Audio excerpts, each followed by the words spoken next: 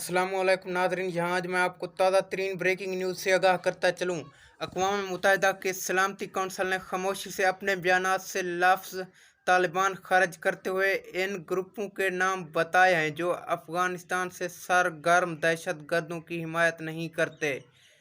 तो जी हाँ नाजरीन, अगर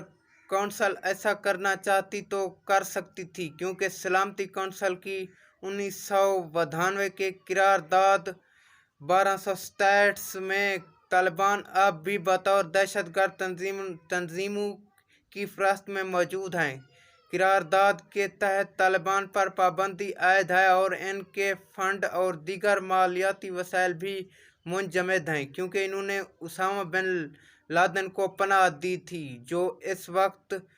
1998 में कीनिया और तंजानिया में वाक़िया अमरीकी सफारत खानों पर बम धमाकों में मतलूब